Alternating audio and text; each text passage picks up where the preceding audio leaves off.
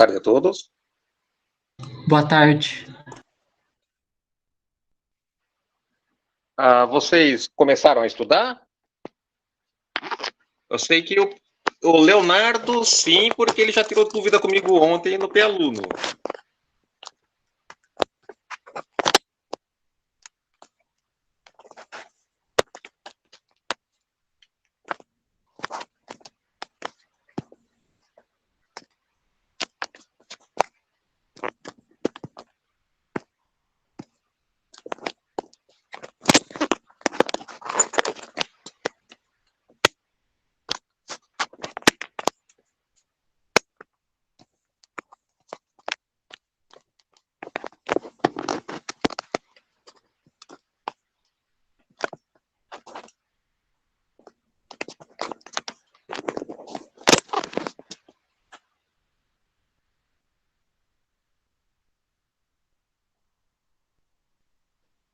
Onde é que está focando?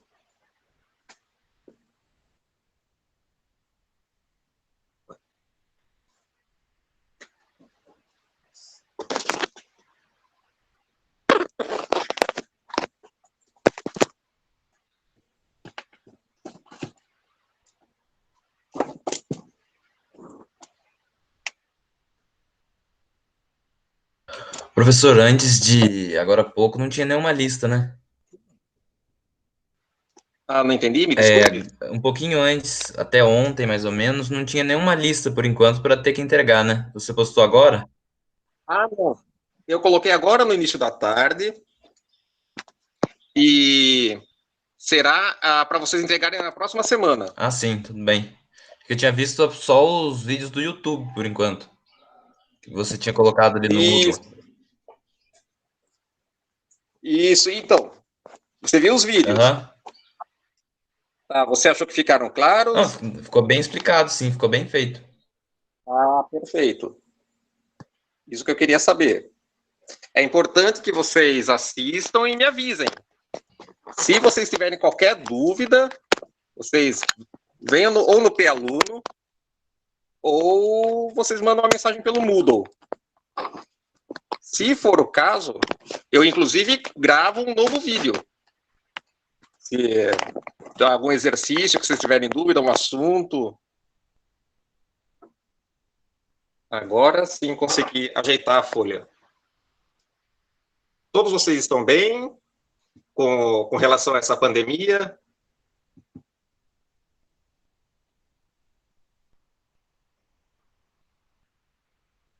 Aqui em casa eu tô bem, minha família também. Perfeito, perfeito. Outra coisa também, Tranquilo também, sossegado. outra coisa, nós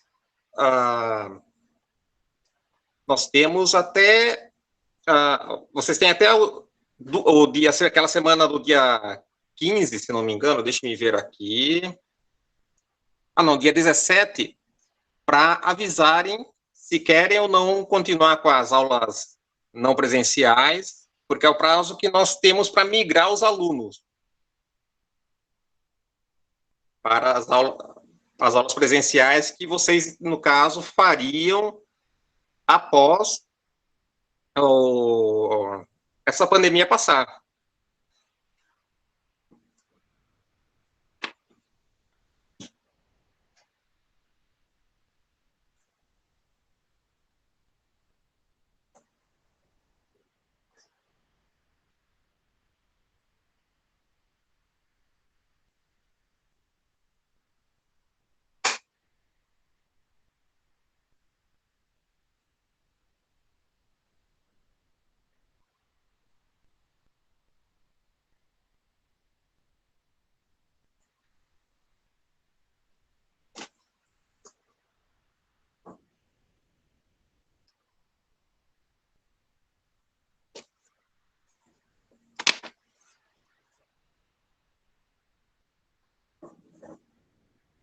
Eu já estou fazendo os outros vídeos com relação ao conteúdo dessa semana, que falta, né? E vamos, então, começar a nossa revisão agora,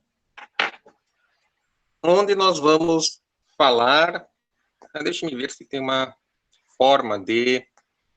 Vocês estão conseguindo ver a minha tela grande?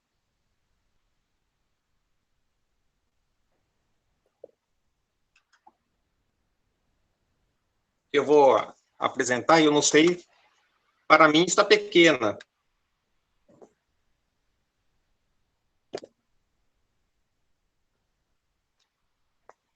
Aqui para Tá ficar dando. grande não tem que fixar na tela? Deixe-me ver.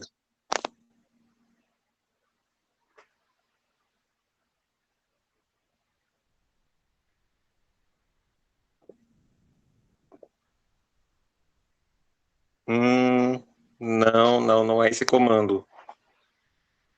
Eu coloquei aqui para apresentar.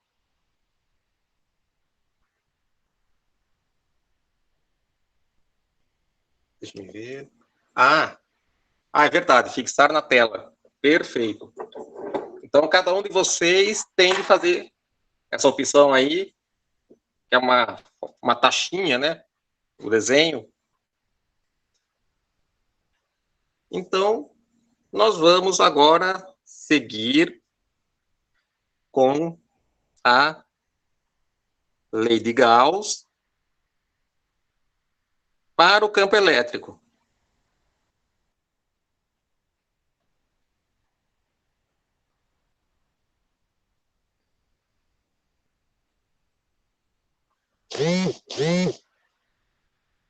Se vocês tiverem qualquer tipo de dúvida, podem ativar o microfone e me interromper. Pode colocar no chat. Eu estou acompanhando aqui, a tela está aberta no meu notebook. Não fiquem com dúvidas. Vamos aproveitar ao máximo esse tempo, né, nessas condições de pandemia, que é algo que ninguém esperava.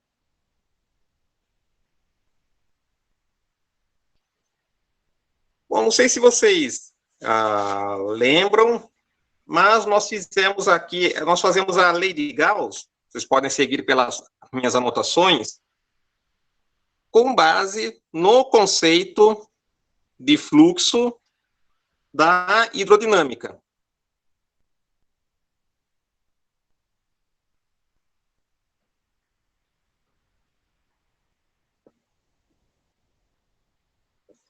Ou seja, se nós temos um fluido caracterizado por uma dada velocidade de escoamento, V,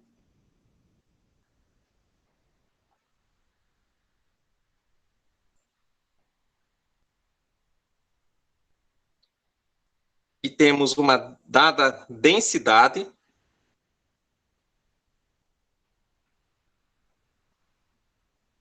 nós definimos que o fluido será incompressível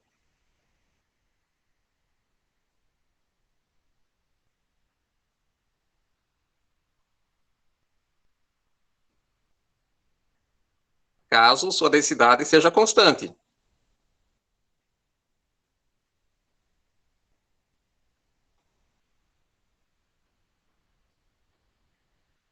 E nós temos que o escoamento é estacionário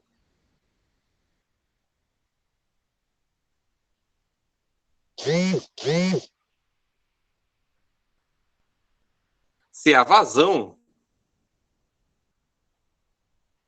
que nós definimos como sendo a área pela qual o nosso fluido está passando, vezes a sua velocidade, são constantes. Esse produto é constante.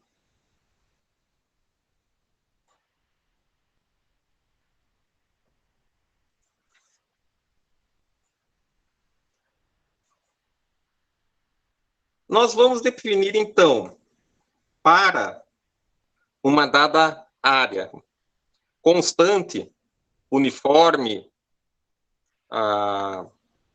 caracterizado uma dada superfície S, e vou caracterizar aqui meu versor normal a esta área.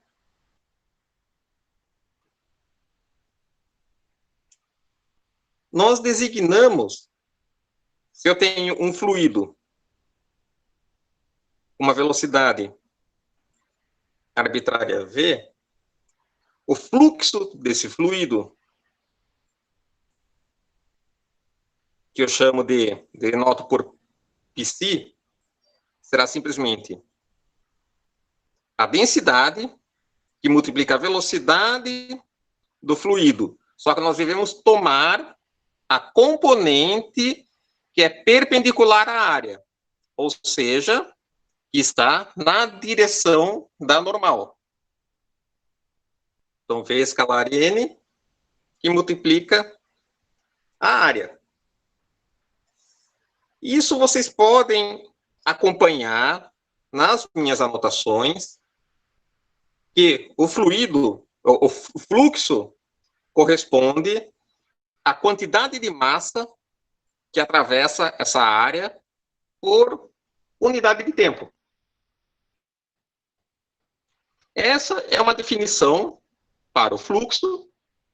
Se nós temos, como eu falei, uma área que é uniforme, mas nós vamos expandir esse conceito para uma dada superfície de formato arbitrário. Vamos supor que eu tenha uma superfície aberta, por enquanto.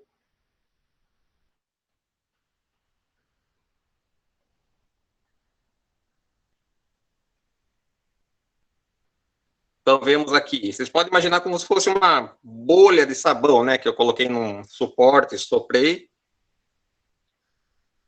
E essa superfície tem um dado fluido passando por ela, caracterizado por uma densidade e uma velocidade V. Como que eu vou fazer para calcular este fluxo se eu tenho essa área, essa superfície totalmente irregular? Bom, eu vou dividi-la em pequenos pedacinhos uniformes, planos de área, caracterizados por um dado versor N. Então, aqui eu tenho uma dada área diferencial ds. Eu vou calcular o fluxo, um certo fluxo infinitesimal, que passa apenas por esta área. Então, nós temos que é a densidade do fluido, a velocidade dele, produto escalar com essa normal na área diferencial, que multiplica a área, que é ds. Se eu quero saber o fluxo ao longo de toda a superfície S, eu simplesmente integro dψ ao longo de toda a superfície, obtendo o πc. Então, πc vai ser integral ao longo de S de dψ, que é igual à integral na superfície de ρ V escalar N ds. Vemos que nós temos aqui um vetor, que é a densidade do fluido, vezes a velocidade de escoamento. Eu vou chamar esse pedaço do integrando de F,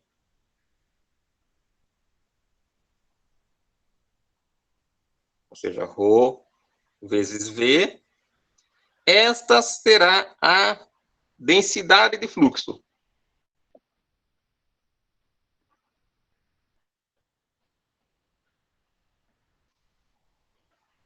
Nós vemos aqui que o fluxo, vocês podem fazer a análise dimensional, eu faço isso em minhas anotações, é fluxo por unidade de área.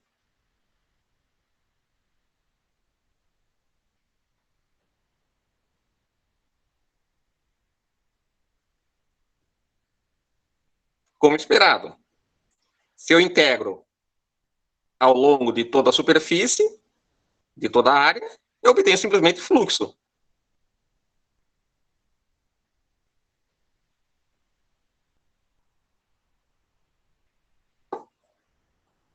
Vamos supor que eu tenha agora uma dada superfície de formato arbitrário, e essa superfície agora está fechada.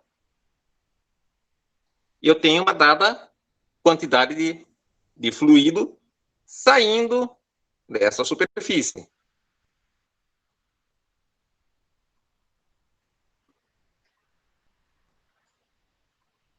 Caracterizado, de novo, por uma velocidade V. E essa superfície caracteriza um dado volume. Bom, o fluxo, como nós vimos, é a quantidade. Nós temos aqui. Deixe-me reposicionar. É a quantidade de massa que deixa, ou melhor, que atravessa a superfície por unidade de tempo. Nesse caso, a mesma coisa. Fluxo será igual à variação de massa por tempo. E aqui eu já estou escrevendo como sendo uma derivada, dm/dt. Só que, uma vez que nós estamos adotando uma normal externa à superfície, nós dizemos que esta é a massa que está deixando a superfície. Então, nós colocamos um sinal negativo. Se nós igualarmos, então, a forma integral, nós temos que menos dm dt vai ser igual a integral fechada sobre essa superfície S de ρ v escalar n ds.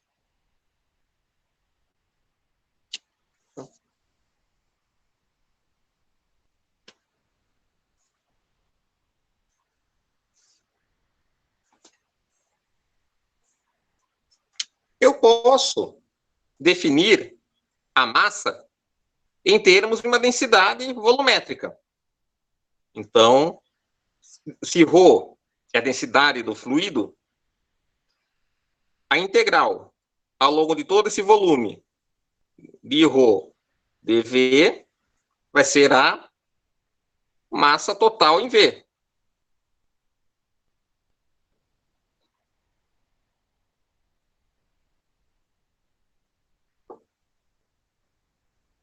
Eu substituo, então, esse fator na derivada temporal. Então, nós temos que menos d dt da integral sobre todo o volume de ρ dV vai ser igual à integral de superfície de ρ v escalar n ds.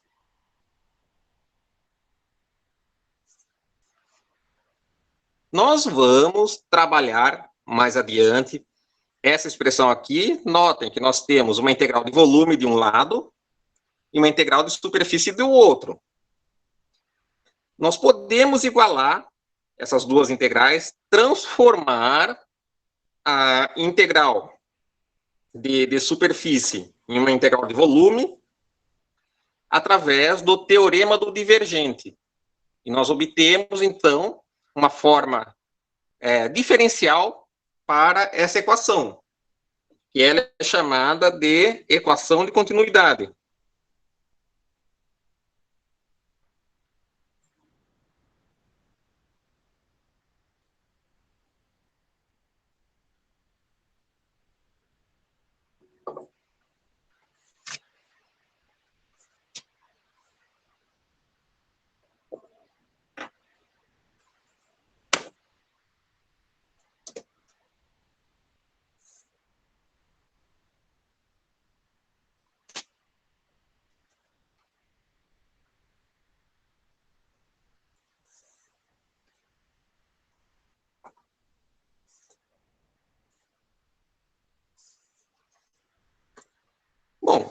eu falei que nós definimos uma densidade de fluxo. Então, eu posso escrever o meu fluxo como sendo igual a uma integral de superfície desse vetor densidade de fluxo escalar normal, integrando por toda a superfície ds.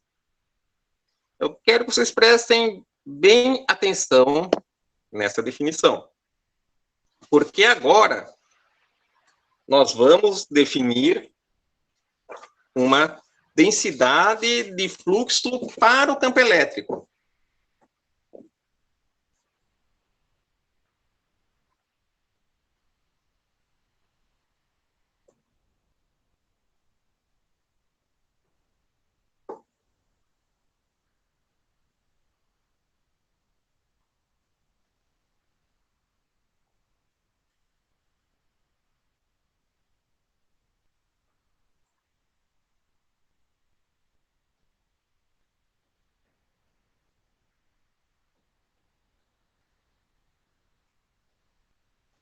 Nós chamamos esse vetor de D, que ele é igual à própria constante elétrica, ε0, multiplicando o campo elétrico. Ele é chamado de D porque está associado a algo que nós veremos mais adiante no curso, que é uma corrente de deslocamento que foi introduzida por Maxwell quando ele fez uma análise do comportamento da equação de continuidade comparada com o que nós também vamos ver, a lei de Ampère.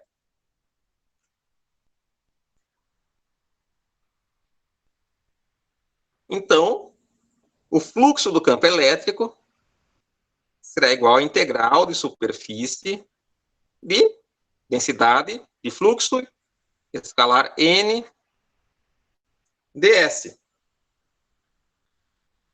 Se vocês fizerem uma análise dimensional de D, vocês verão que ele possui unidades de Coulomb por metro quadrado. Então, integrando sobre uma área, metro quadrado, ficaremos com Coulomb. Isso significa que o fluxo elétrico tem unidade de carga elétrica.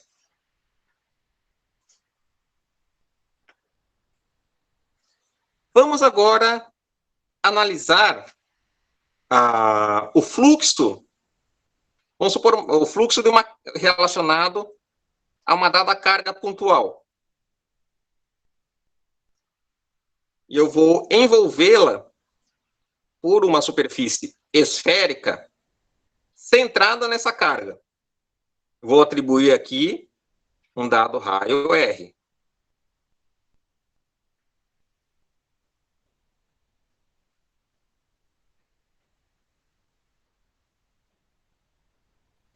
Nós temos que o campo elétrico da carga pontual é simplesmente 1 sobre 4π ε0, carga sobre a distância ao quadrado até essa carga, e o campo é radial. Essa é a expressão mais elementar que nós conhecemos de um campo elétrico. Com isso, o nosso fluxo, a densidade de fluxo associada a esse campo é o ε0 vezes Z, vai cortar com esse ε0 aqui embaixo, então fica 1 sobre 4π Q sobre R2 ao longo da direção R. Vamos determinar qual que é essa densidade de fluxo elétrico sobre essa superfície esférica. Bom, se estamos sobre a superfície esférica, estamos a uma distância R grande, raio da esfera, dessa carga pontual. Então, sobre a superfície,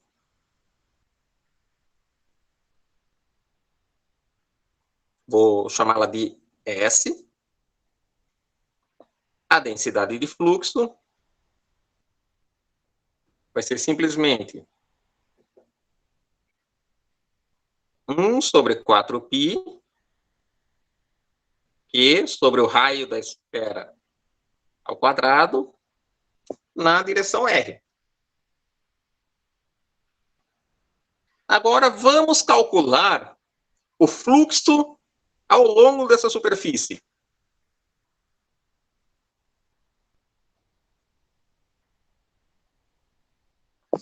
Do que eu preciso? Preciso da densidade de fluxo, que eu já tenho.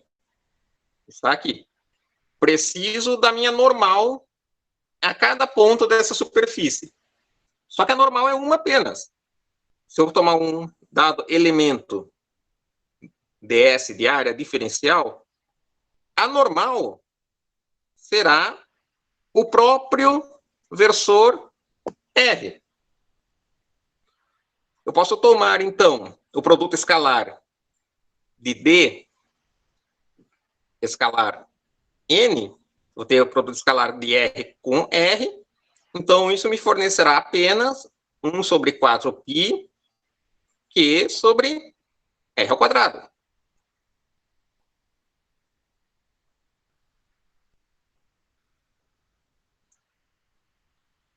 Agora eu vou... Isso aqui é um termo constante. Não vai sofrer nenhuma variação ao longo da esfera. Então, eu tenho aqui que o π é igual à integral sobre a esfera de 1 sobre 4π Q sobre R ao quadrado, que multiplica a diferencial ds. Todo esse termo aqui eu posso pôr fora da integral. Então, fica Q sobre 4π R ao quadrado, a integral sobre a superfície de ds. A integral de ds é simplesmente a área da esfera, de raio R.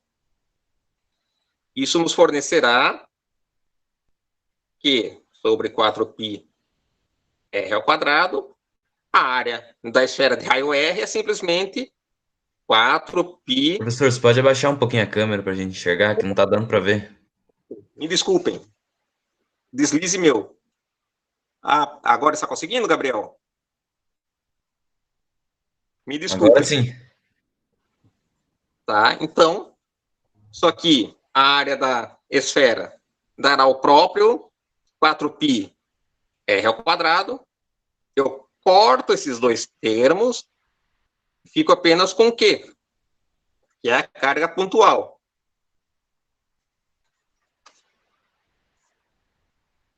Esta é a própria lei de Gauss para o campo elétrico.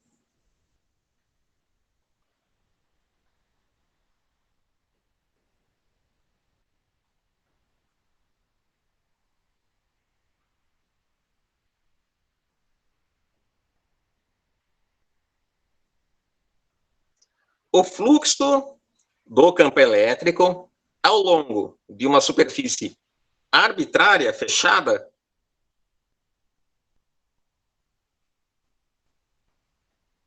é igual à carga envolvida por essa superfície, a carga interna. Note que eu não demonstrei essa lei para vocês. Eu apenas justifiquei por que ela deve ser assim, usando o exemplo de uma carga pontual, que é extremamente simples. Mas esse resultado pode ser generalizado, ele foi generalizado, é uma lei fundamental do eletromagnetismo. Então, se eu tenho qualquer superfície e calculo o fluxo do campo elétrico a partir dela, desde que seja uma superfície fechada, eu vou ter a carga total envolta por essa superfície.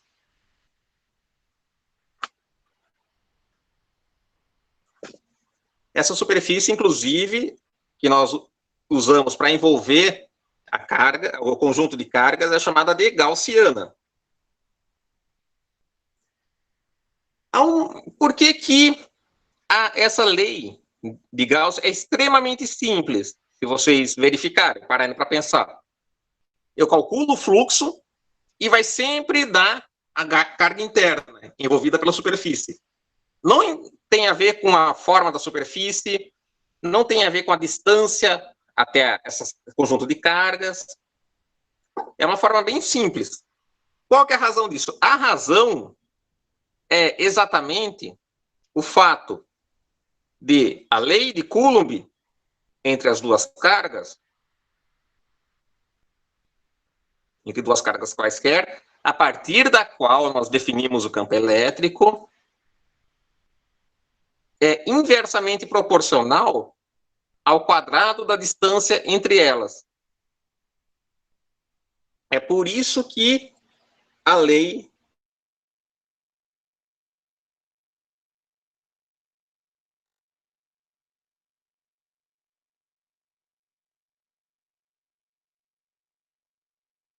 estou acompanhando aqui.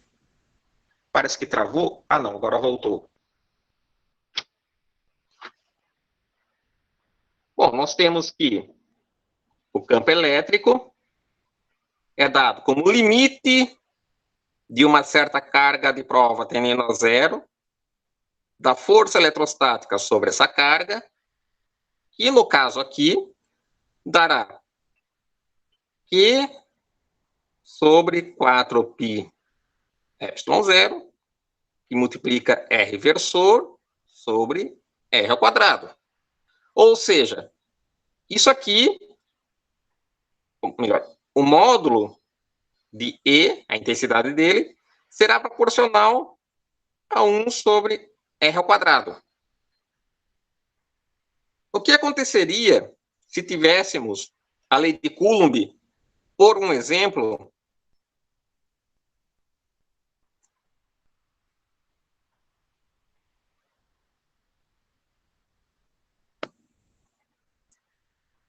proporcional a 1 sobre R3? Quando nós tomássemos D escalar N para a carga pontual, nós teríamos algo proporcional a 1 sobre R3. Estou representando essa proporcionalidade através dessa constante K.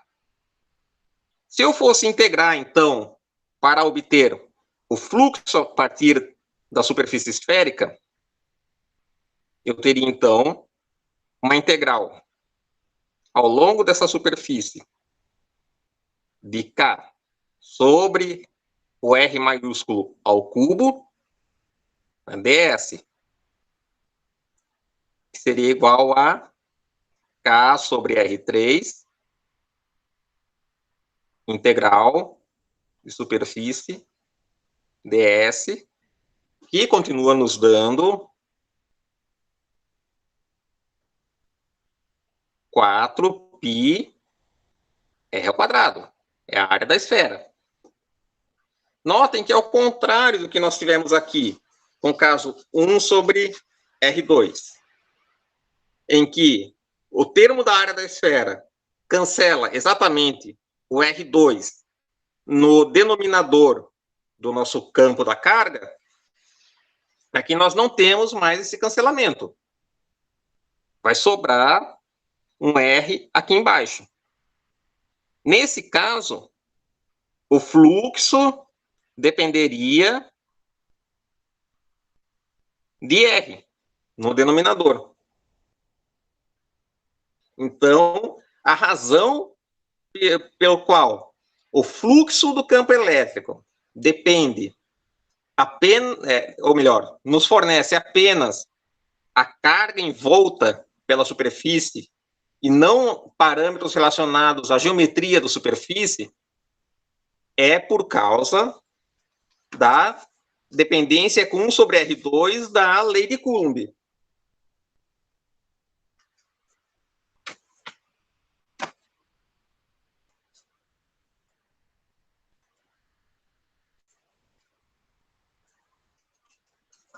é interessante, quer dizer, eu acho curioso que existe uma grande dificuldade dos alunos quando eu pergunto a eles, né, se alguém já fez essa disciplina, ou a disciplina de Física 3, e qual foi o tópico que eles acharam mais difícil, muitos falam que é a lei de Gauss. Sendo que a lei de Gauss surge exatamente para simplificar os nossos cálculos.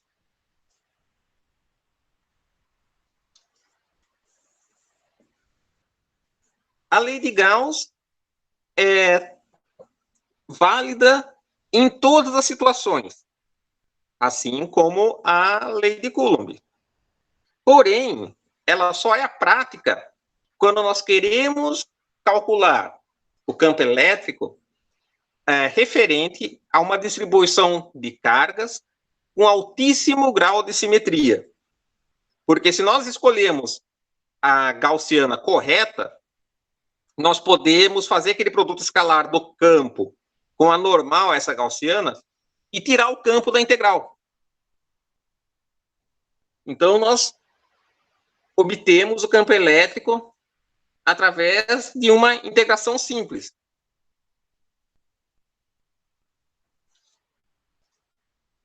Eu vou fazer alguns exemplos aqui de aplicação da lei de Gauss.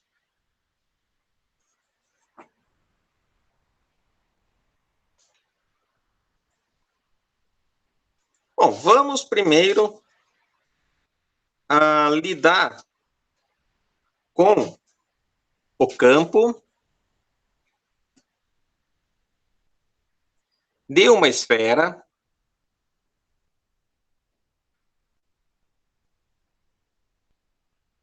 uniformemente carregada.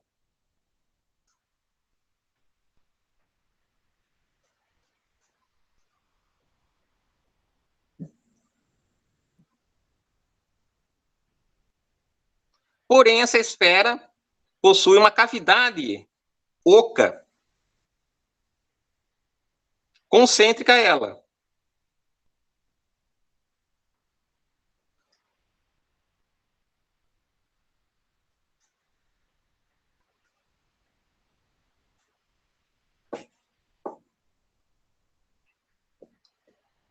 Eu gostaria que vocês prestassem atenção nas minhas anotações. Eu coloquei no Moodle e vou digitalizar para ficar com uma definição melhor, porque eu havia apenas fotografado com meu celular, mas agora estou digitalizando com o meu scanner. E coloquei ali um conjunto de passos para o uso da lei de Gauss para determinar o campo elétrico. O primeiro passo é representar graficamente o problema, exatamente para nós entendermos o que o problema pede.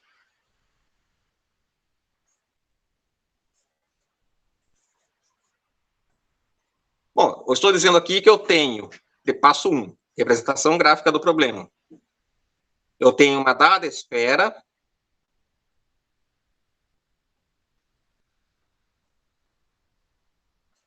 Vou dizer que essa esfera possui um dado raio R, só que concêntrica à esfera, ela possui uma cavidade.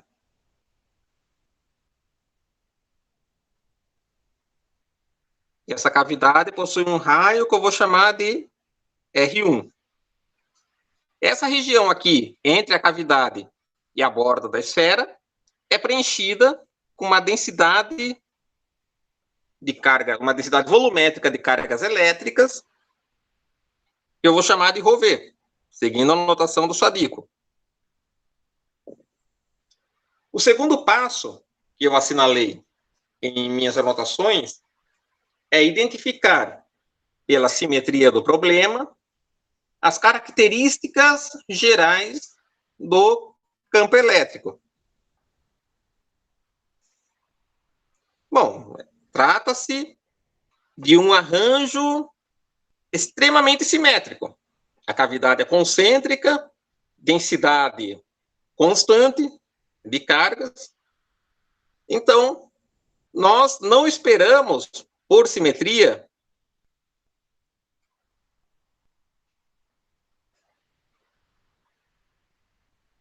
uma dependência angular.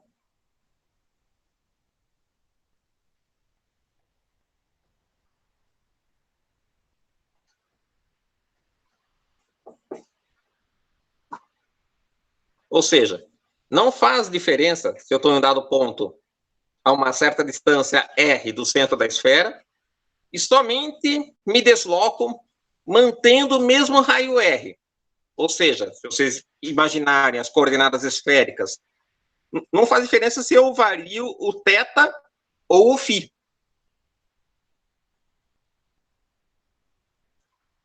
O passo 3.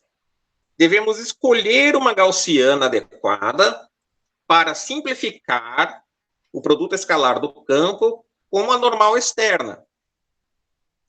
A própria simetria do problema nos sugere uma gaussiana esférica.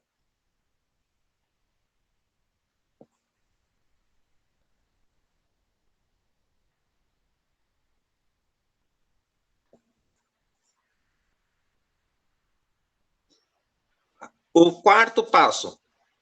Se necessário, dividir a gaussiana em regiões de acordo com a simetria envolvida. Porém, aqui nós não vamos precisar fazer esse passo. Passo 4 não é necessário.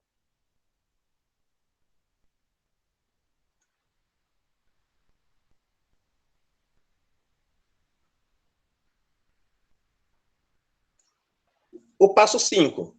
A definição das normais externas a S e cálculo dos produtos escalares.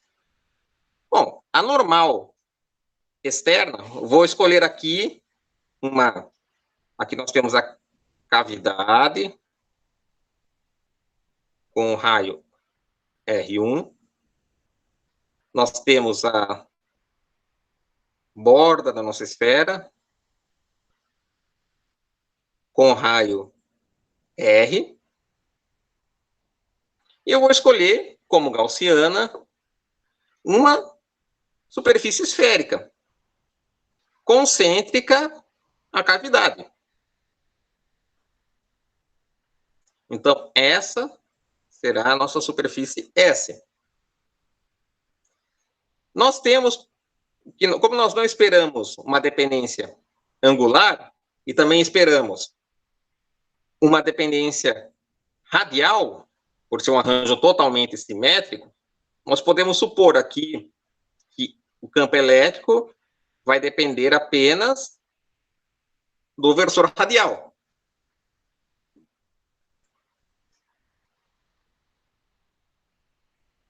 Então, a normal, a minha gaussiana, em qualquer ponto, será o próprio versor R. Se tomarmos a densidade de campo elétrico, o nosso D vai ser igual a ε0 E, ou seja, ε0 E na direção R. Nós sabemos que a nossa normal é o próprio versor R. Dessa forma, nós tiramos que D escalar N vai ser igual a ε0 E.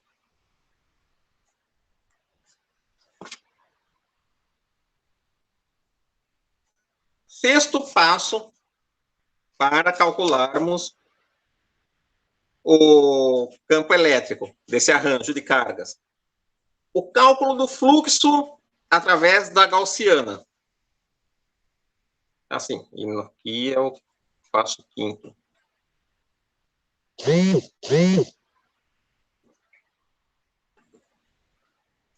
Deixe-me colocar aqui,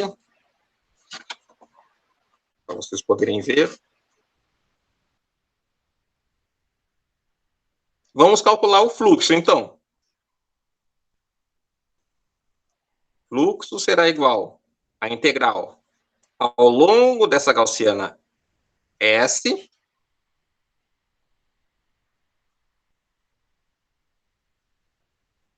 deixe-me ver aqui minhas anotações.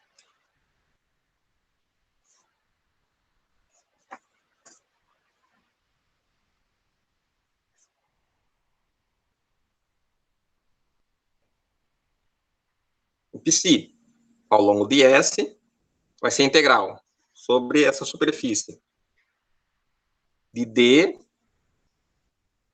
escalar N ds, que é igual a ε0 e, que eu posso colocar fora da integral. Então, ficamos com uma integral de superfície ds, que nos fornece a área dessa gaussiana. Então, eu vou chamar o raio da gaussiana de R minúsculo. Isso significa que ficamos, ao final, com ε0 e 4π, o raio da gaussiana ao quadrado.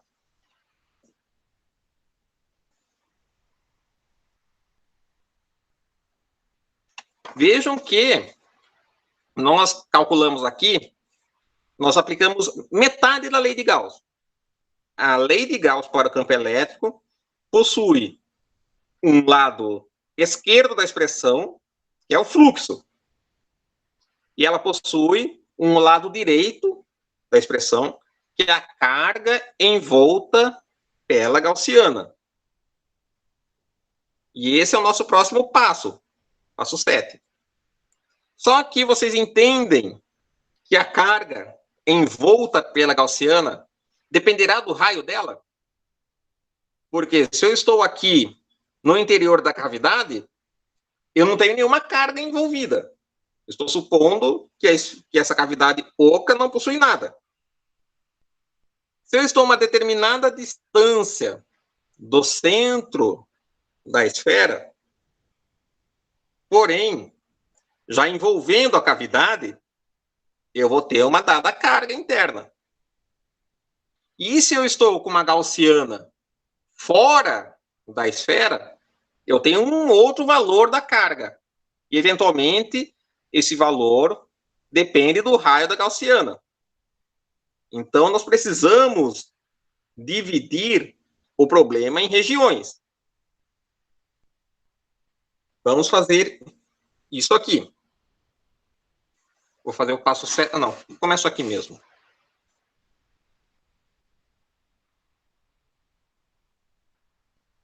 Vamos supor que eu esteja dentro da cavidade da esfera, a cavidade oca. Ou seja, eu estou entre 0, esse aqui é o raio da gaussiana, e R1, que é o raio da cavidade. Nós temos que a densidade volumétrica de cargas aqui é igual a 0. Eu tenho ausência de carga.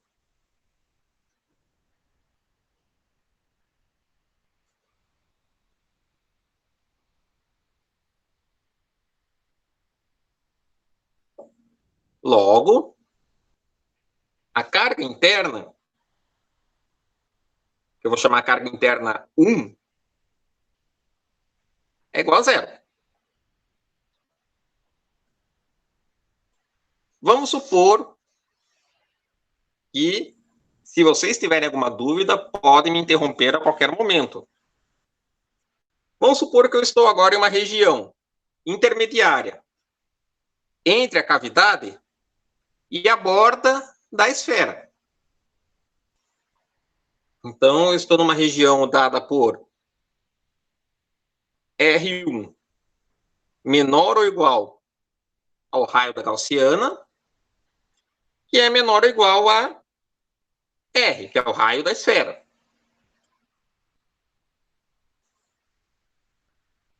Bom, nós temos uma densidade volumétrica de cargas constante, ρV. Então, carga é sempre o quê? Densidade volumétrica vezes volume. Eu vou chamar aqui de carga interna 2, dessa segunda região. Então, nós vamos multiplicar a densidade volumétrica de cargas vezes o volume. Estamos lidando com uma esfera. Então, 4π vezes R ao cubo. Ou seja, 4 terços de π. Agora, que raio nós vamos utilizar aqui? Se eu estivesse lidando com uma esfera maciça, sem essa cavidade aqui, a carga total seria simplesmente 4 terços de π vezes o raio da gaussiana ao cubo, o R'. Porém, eu tenho aqui dentro uma cavidade esférica oca. Então, eu tenho de subtrair esse volume que não tem carga. A esfera, a cavidade oca, possui raio R1. Então, eu vou subtrair esse volume. Menos R1 ao cubo.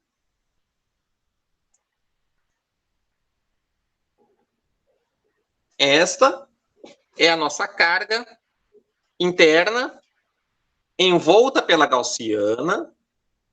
Se o raio dela está entre a cavidade esférica e a borda da esfera carregada. E agora, vamos para a nossa última região, que é se o raio da gaussiana é maior ou igual ao próprio raio da esfera. Maior ou igual a R. Mais uma vez. Eu só tenho carga até esse raio R. Porém, eu tenho de subtrair o volume sem cargas, que é uma esfera de raio R1. Então, vou escrever aqui a carga interna nessa terceira região que nós estamos analisando é igual a densidade volumétrica de cargas, que multiplica 4 terços de π. Bom, o raio que nós vamos considerar aqui é o volume total da esfera, ou seja, R3 menos R13. É a carga total contida na esfera.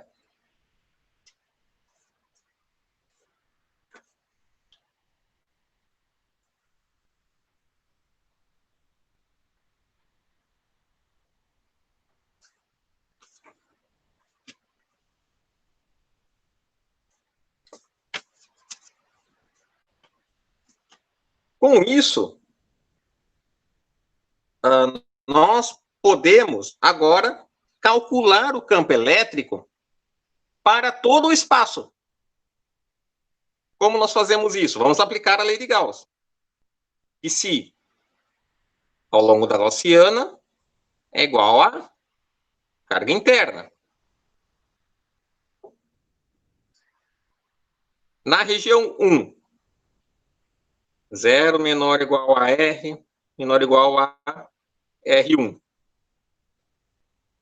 O πs, ou seja, ε0 e, que multiplica, eu só estou copiando aqui, 4πr2, vai ser igual a 0. Afinal, a nossa gaussiana está na cavidade vazia. Portanto, o campo elétrico aqui tem intensidade 0. Para a segunda região, R1 menor ou igual a R, R minúsculo, menor ou igual a R maiúsculo, que é o raio da esfera. A carga interna 2 é essa daqui.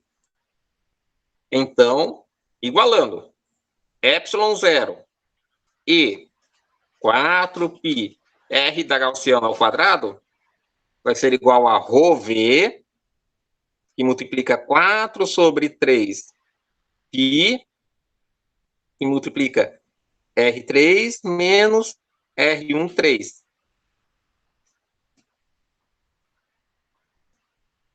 Isolando o campo elétrico, nós temos que E vai ser igual a OV sobre 3 ε0, R3 menos R1, 3 sobre R ao quadrado.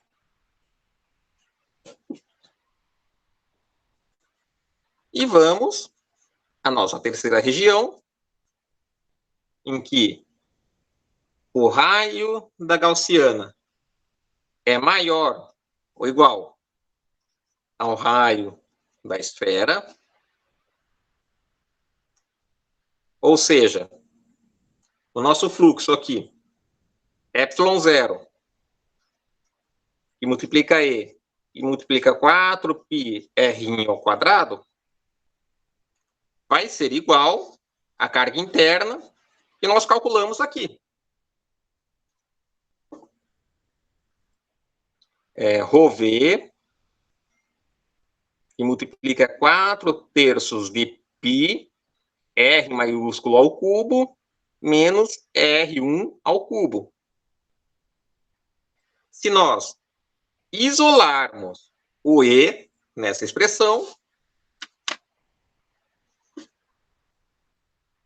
nós ficamos com E igual a ρV sobre 3 ε0, R maiúsculo ao cubo menos R1 ao cubo sobre R ao quadrado, R versor. Nós obtivemos a intensidade do campo elétrico para qualquer ponto do espaço, a uma dada distância do centro desse arranjo de cargas. Essa esfera oca, a cavidade é concêntrica. Só que o campo elétrico não é um escalar. O campo elétrico é um vetor. Eu até já me adiantei aqui. Eu vou apagar esse versor, porque eu estou falando só da intensidade aqui. Mas nós já chegamos à conclusão, no campo 2, no passo 2, que o campo elétrico é puramente radial. Então, para obter o vetor campo elétrico, eu tenho que multiplicar esses resultados que eu obtive até agora por R versor. Vamos escrever isso em outra folha.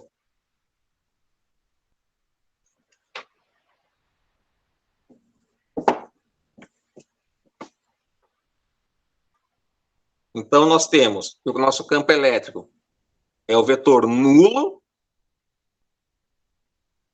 se eu estou dentro da cavidade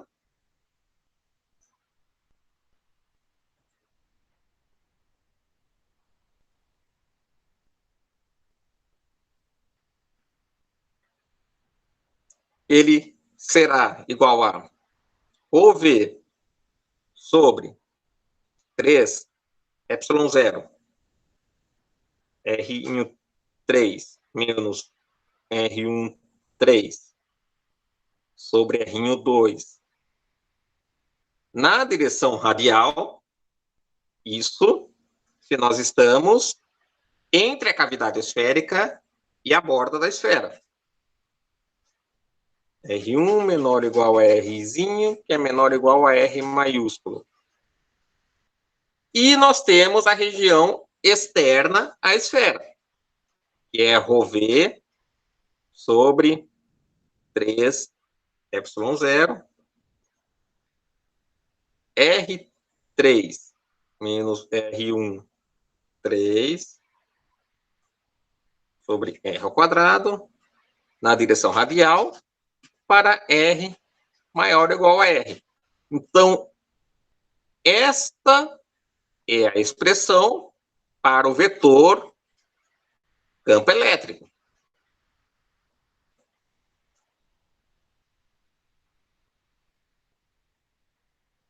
Vejam que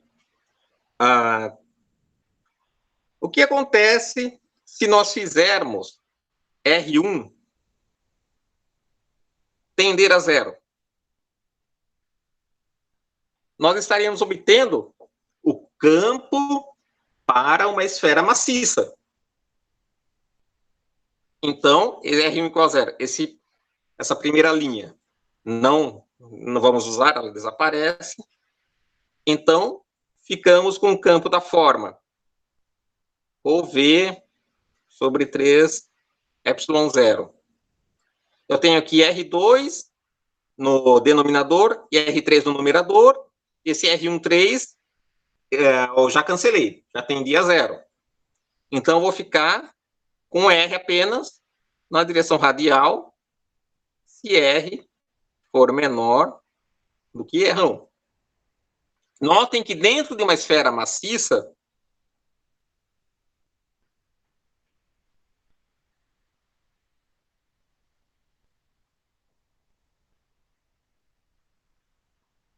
o campo elétrico não cai com 1 sobre R. Ele é proporcional à distância ao centro. E, fora da esfera, simplesmente faço esse R1 ao cubo tender a zero, nós ficamos com um arranjo do tipo ρv R1 ao cubo, que é o raio da esfera, sobre 3 ε0, R versor sobre R ao quadrado. R maior ou igual a R1. Isso para uma esfera maciça.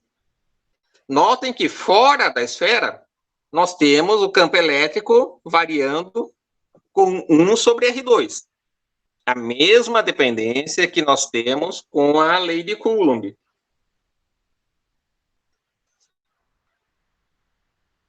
Esse resultado está correto. Mas vamos reescrevê-lo em termos da carga total armazenada nessa esfera maciça. O que nós temos aqui é o seguinte. Bom, eu vou até pegar aqui o campo fora da... Opa, já vou ajeitar a folha. Campo fora da esfera. Oca. Eu vou considerar exatamente a esfera com a cavidade oca. Nós temos, repetindo a expressão acima, E igual a ρv sobre 3 ε0, raio da esfera ao cubo, menos o raio da cavidade ao cubo, sobre a distância até o centro ao quadrado na direção radial. Qual que é a carga total na esfera? Carga total é simplesmente a densidade volumétrica de cargas vezes o volume que essa distribuição de cargas ocupa.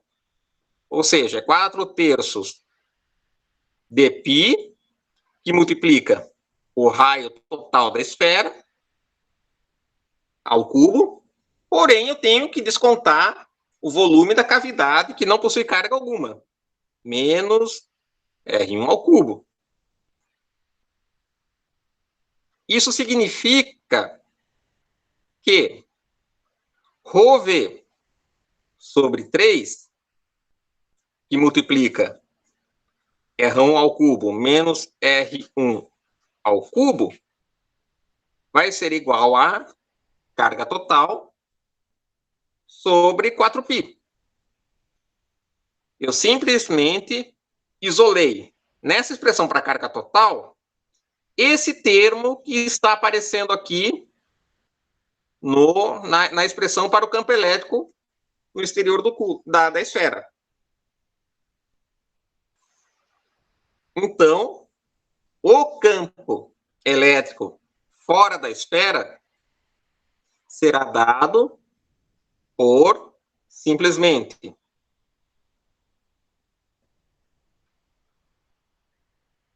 1 sobre 4 π epsilon zero, essa carga total que a esfera contém, sobre a distância até seu centro.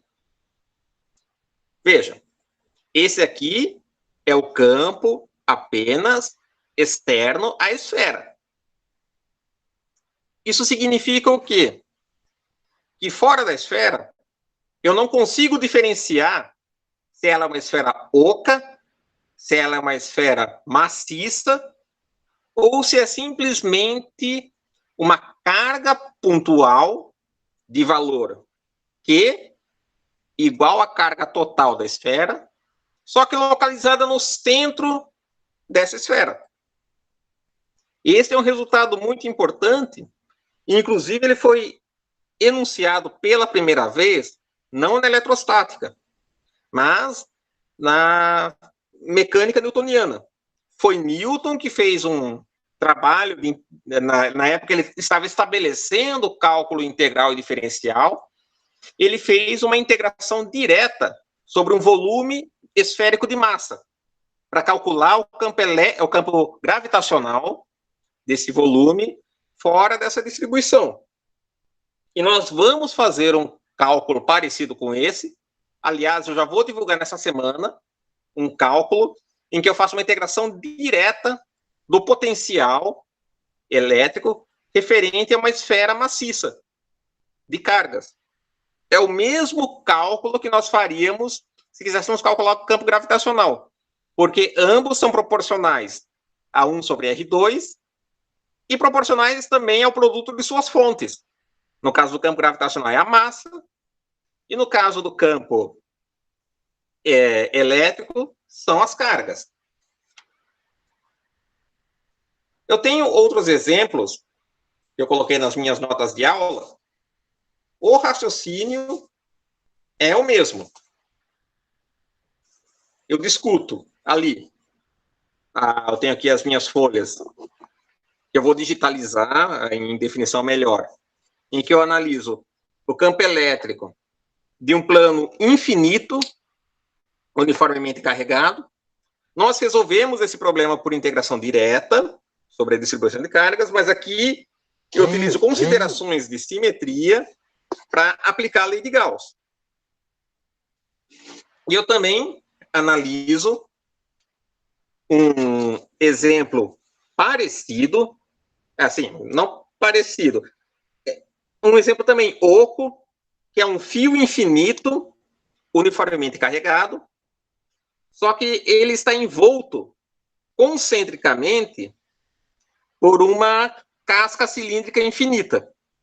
Ambos são caracterizados por suas densidades de carga. E como é oco, vocês precisarão também, como eu fiz aqui na esfera, definir regiões. Primeiro você calcula o fluxo para uma gaussiana cilíndrica. Isso aqui é arbitrário. Então, para o raio dessa gaussiana cilíndrica, dependendo dele, você terá uma certa quantidade diferente de cargas envolta por ela. Terão de fazer as mesmas considerações que eu fiz aqui com a esfera. Se vocês não tiverem nenhuma dúvida, eu encerro essa revisão agora.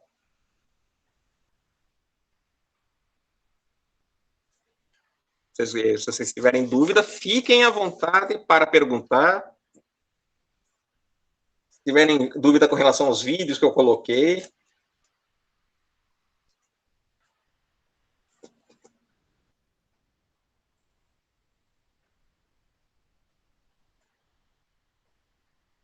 Perfeito, o Leonardo não tem dúvidas. Ele já me consultou no P-Aluno. Lembrando que é sempre terça, das 4 às 5 da tarde. Vocês podem me enviar mensagens pelo Moodle também. Eu vou disponibilizar esse nosso atendimento aqui gravado, assim como eu fiz no atendimento de anteontem. Perfeito, João Vitor.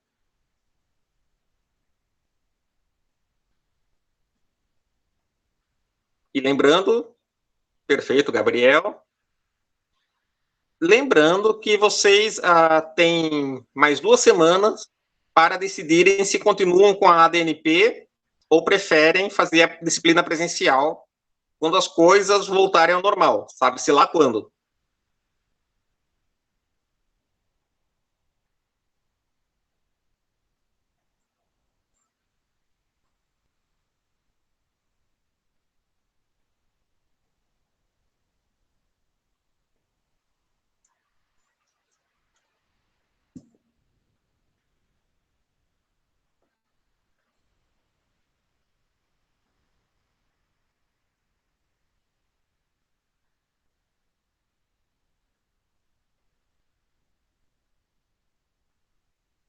Professor, em qual lugar do Moodle que estão as notas de aula?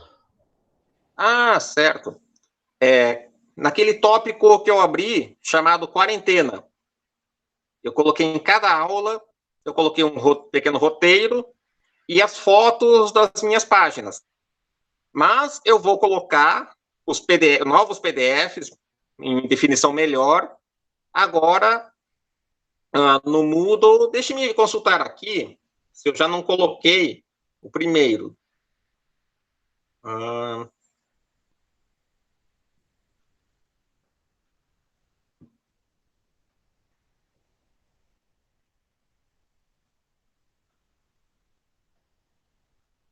Atividade 5. Não coloquei. Mas eu vou abrir um novo tópico no Moodle e vou... Exatamente, notas de aula. E vou colocar, provavelmente, acima de onde eu coloquei os vídeos. Vou colocar anotações após essa parte da apresentação da disciplina. Então, você terá anotações de aula. Embaixo terá as aulas, os vídeos, atividades síncronas, e lista de exercícios, e as páginas, exercícios, e as notas das provas e listas. Certo?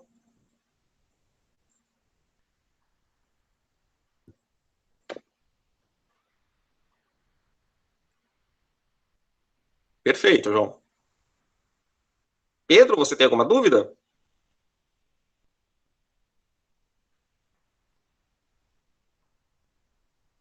Perfeito. Bom, então agora nós nos comunicamos pelo Moodle, nos P-alunos, ou pelo vídeo, até a nossa próxima atividade síncrona, que será, acho que no dia 21 de agosto. Fiquem bem e tomem cuidado, vocês e seus familiares. Bom, me despeço por aqui. Tenham uma boa tarde a todos.